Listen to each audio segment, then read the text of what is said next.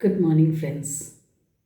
Let us continue our discussion from where we concluded in the last session about the sacred conversation between Shiva and Parvati. Shiva is talking to Parvati about karma and a jiva. Jiva is the individual soul.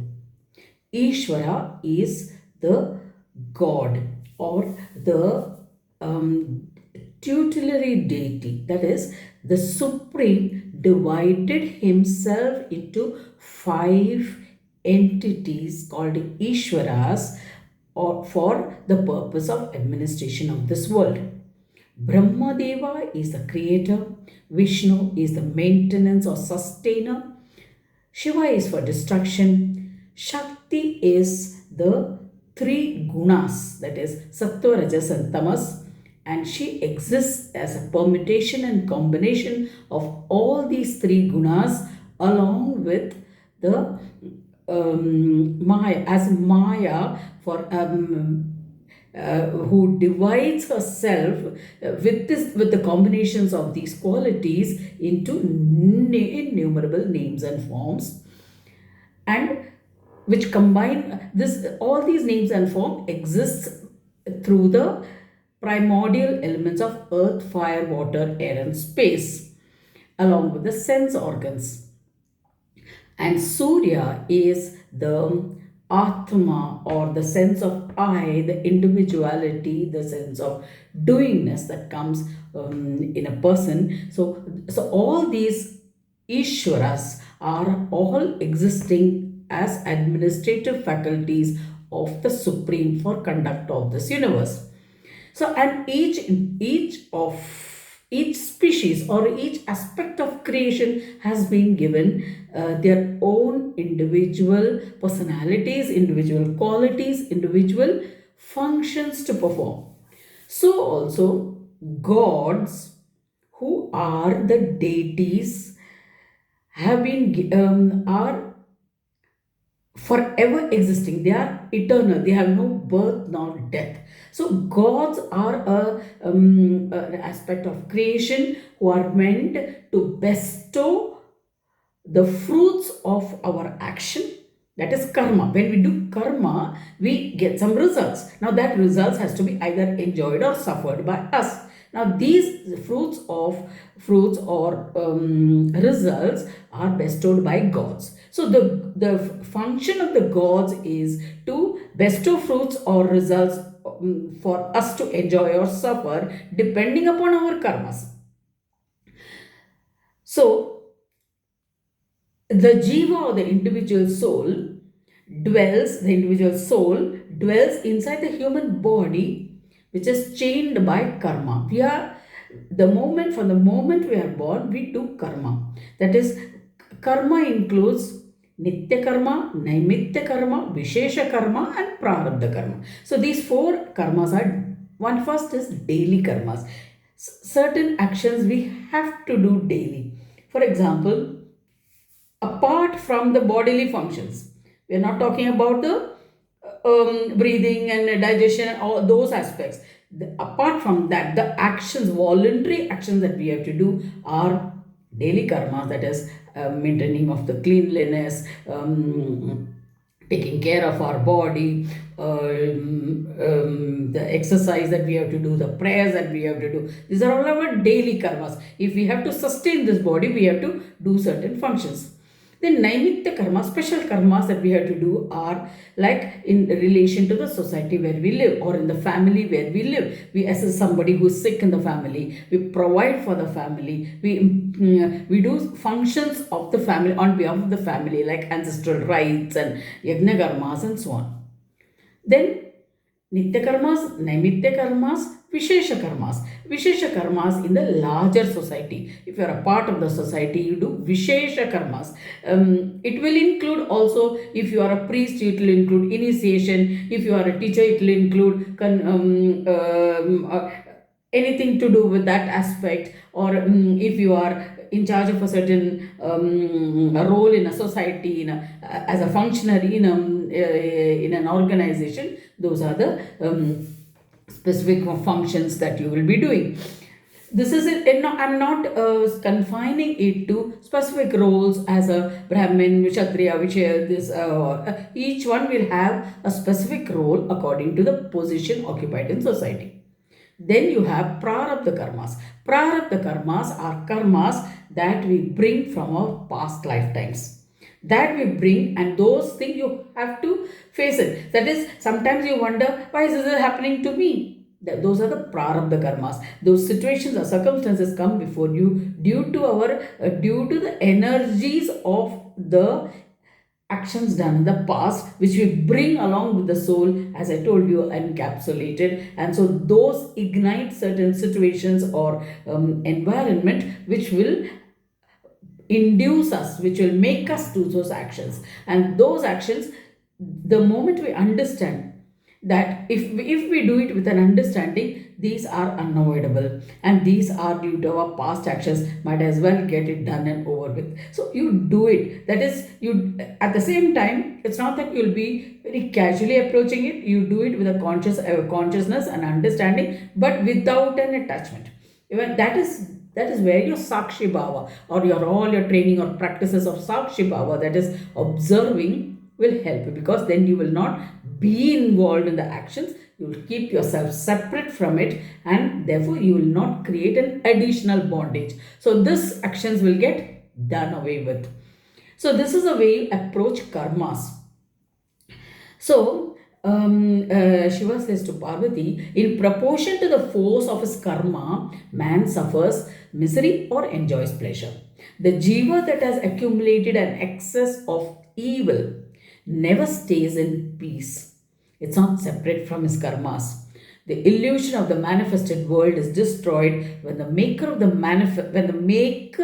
manifest becomes manifest. When you are the co-creator, or when you have created your circumstance, when you identify with the manifest, then the illusion of the that you are separate from that manifested thing will get done away with, will be destroyed. So by looking closely into matter, this false knowledge vanishes. That is, that delusion vanishes, and you will come in face to face with reality. It means that the light of oneness dawns to the jiva, that is to the soul, when the sense of plurality fades away. So now he further proceeds. Here I would like to just bring into context. We as human beings often tend to project our thoughts from our standpoint, based on our experience, our values, our thought process, and our judgments, and come to a conclusion about others. And rarely do we reflect that same point on our own behavior and our conditionings. We think this is applicable only to them. This is a way that might give us a temporary self-importance or a superiority complex, but we often miss the point of what was the actual learning from the episode or event. We are so carried away by the event management and setting that the real issues is blinded to even open eyes. Leave aside whether you are wearing spectacles or not. This is a boost of ego of the person projecting the situation or event from his perspective, but barely does it even touch the surface of the person on whom it is projected, because that was never received. Projection can have an impact only when it is received the way it was sent. This is rarely the case. This is the crux of all our relationship issues of a society, because we want others to behave the way that we organized the arrangement. Man proposes, God disposes. Be clear of the clutter in your head before you clear them outside. By the way, this depends on the kind of food that we intake specifically. What kind of food you eat becomes what you are. So in a way, here I'm just reminded of the story of, like in yesterday one of the videos, they say it looks as if that this person has several personalities. How can there be so many personalities in one person? How it looks like there are several persons in one person. Yes. So here I'm just reminded of a story when which we were taught, not taught, I mean, which was told to us in school, where the teacher saying there were five blind men who were taken to a place, and one elephant was they were placed in front of the elephant. So they were left there with that elephant. And then these people, they touched different parts of the elephant. One touched the leg, and then he said, this creature looks like a pillar. Another touched the ears, and he said, these are like winnowing fans. Another touched the tail, and they said, this looks like a brush. And each of them touching the different parts of, and then they touch the trunk, and then it looks like a like a snake. And so different parts of the animal, they of the elephant, they touched, and they had their own perception of the totality of that elephant. So it's like that. The five blind men, we look at a certain aspect of a situation, and we think that's a whole, and then we project our thoughts and even come to conclusions on that, and then our other thoughts, following thoughts and actions even are built up on that.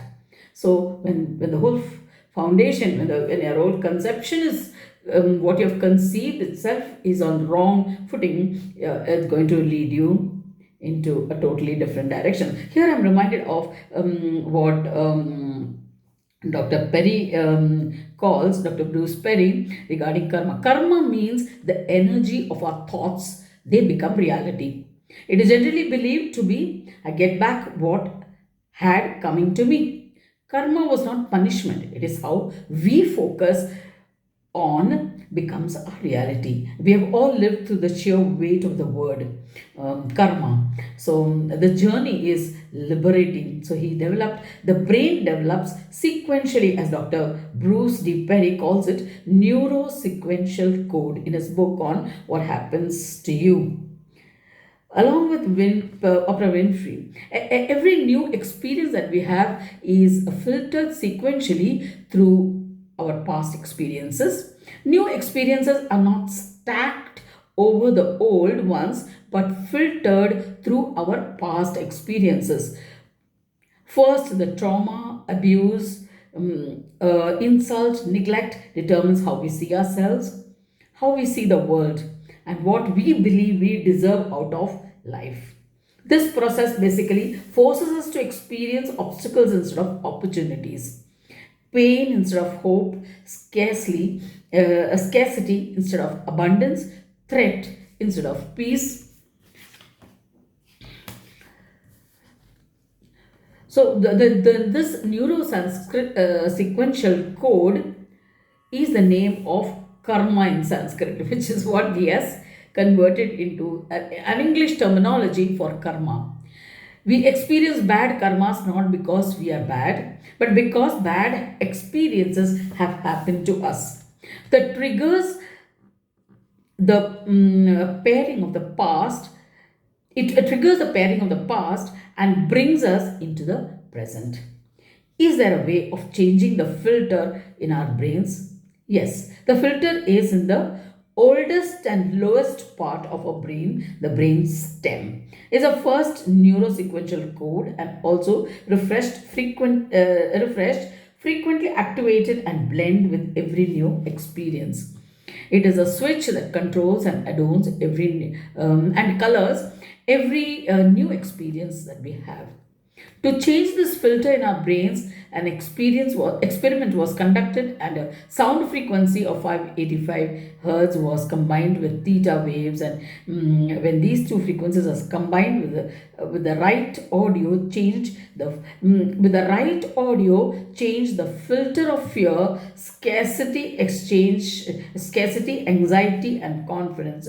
confidence, abundance, and peace. Change into confidence, abundance, and peace instantly.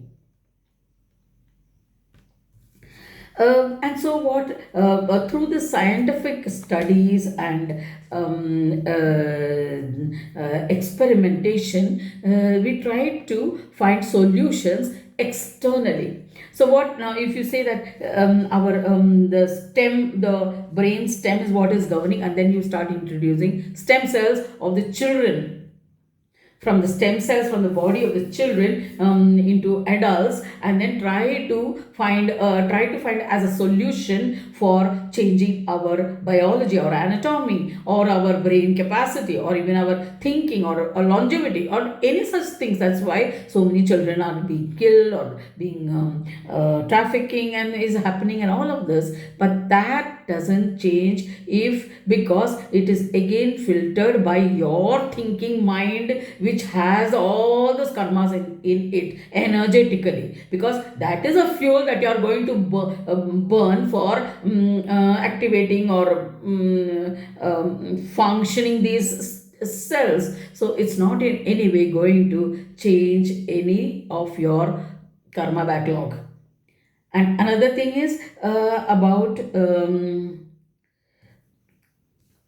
another thing is about this sound frequencies. Sound frequencies, you try to induce certain sound frequencies. 548 or 477. So different frequencies, sound frequencies. But those sound frequencies, unless it is combined with your energy, it will not work in your body. And that energy, it is just like the sound waves that is all existing all around us. Does it even affect us? Do we even hear any of them? Does it mean that if the sound frequency passes over our body or this that we are impacted? No, it's just invisibly existing all the while, and it's not making any difference. Why? Because we are not connected to that sound frequency. So even if you put the sound frequency through earphones, through anything inside, it's not going to work until you participate in it. So that's why your attention, your awareness, your involvement is also necessary for it to have any impact. That is why you may be listening to songs all the day, but then it's only when you sing along with it, or when you participate along with that mentally or through memory or through whatever, then only that connection happens, and only those songs you register. Today we are hearing so many songs, but why don't they register? Whereas some songs which we listened when we were kids, we are able to remember even now, because at that time we had attentively listened to it, and we had, with our awareness or with our singing, we might have participated in it. So that's why they register. Today's songs, they just hit our ears and go out. It doesn't even pass through through to the other ears. It goes away, some of them, particularly the orders or the instructions that are the same, very often bounce off from the same ear itself. So this was a little bit about your karmas and how we try to approach our karmas and our activity without any proper understanding of the intricacies involved in it. So so that's why Shiva goes on to explain how our pranavayu, the breath, the life force, actually governs our system. It's a vital force in the body that gives life. But here the reference is to the jiva, that is individual soul. So there are, the heart is in the center heart, and the inflowing airs, when we breathe air, that's inhalation, along with that might come oxygen, that might come dust, that might come whatever is there in the air will come into us. But then this air, when it is when it enters our body, the consciousness, because we are jiva, that means we are living entities. As living entities, when the consciousness gets impacted on this pranavayu, this life force breath that we breathe, five vital airs are created. They are prana, apana, samana, udana, and vyana. And this is regarding the inflowing airs, and there are outflowing airs or vayus. They are called vayus, or they are called airs or vital airs or forces, you can say. They are naga, karma, krakara, devadatta, dhananjaya. So the seat of the pranavayu, the incoming breath, is the heart. That of the apanavayu, that is exhalation, that is outgoing force, is anus. Of the samana, that is the balancing force, that part of the air that balances the energies in the body, or the everything in the body, is samana vayu. It is at the navel. And udana, that which converts our the intention into sound, is in the throat, that is udana vayu. And while vyana is a movement, a circulatory force which moves all over the body. Then the five other vayus, that is, which I told you, naga, karma, krakara, devadatta, dhananjaya, these are one is of the functions of eructation, opening of the eyes, hunger and thirst, gaping or yawning, and lastly hiccup. So these are the outgoing breath vayus, or vital airs, which are these are the functions that they do. So in yoga, the easy way to attain success. Now, it's difficult to focus on these vital airs where they are functioning on our own. So that is why we need the guidance of the guru. If we want to direct the flow of prana into our certain areas of the body by our, you might learn it through books, but then it's always preferable to learn under the guidance of a guru, that is sitting in front of a person who teaches you, teacher taught, because then the teacher can observe and will be able to know by his own intuition, by his own synchronicity with your energies, to know where it is, what is actually happening. Otherwise it might go into wrong channels, and then you will get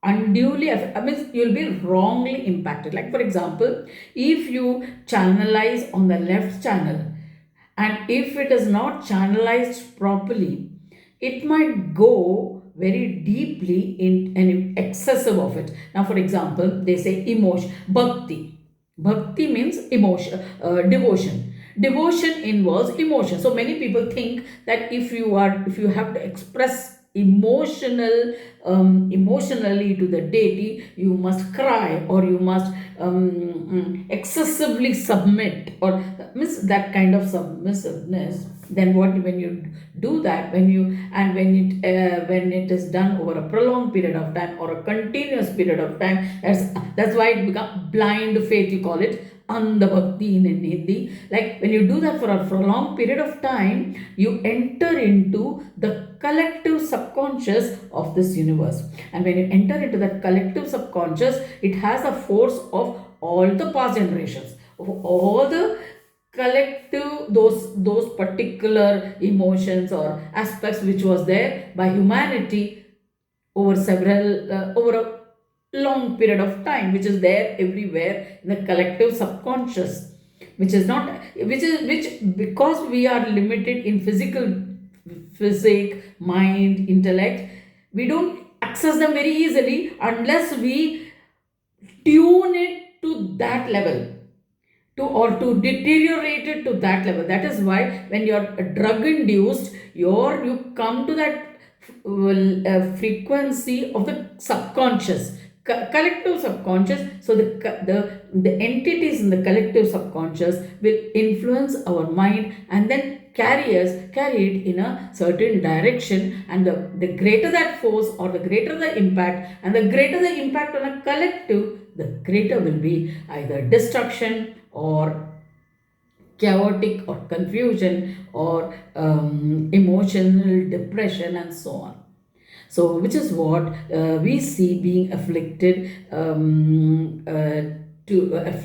in society in certain parts of this world. And so we need to have a proper guidance from us, from people who are authorized for it, and who have the necessary commitment and a certain sense of selflessness without looking for rewards.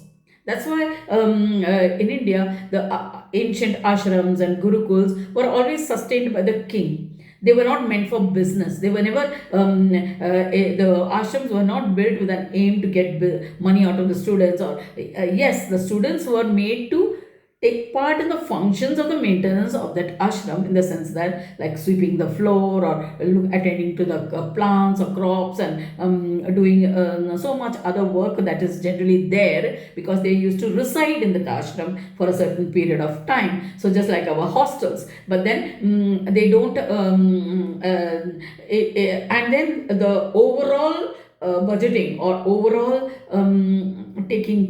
maintenance was taken care by the king. In fact, the rishis who or the gurus who were there, they were Raja Rishis. They were consultants to the king. They were never participants as the rulers of the kingdom. A king is always an administrator. He always believed that he has been given that position as trust, and it was as a trust that he executed that. As a trustee, he executed the functions in that kingdom. And how effectively he executed his role as a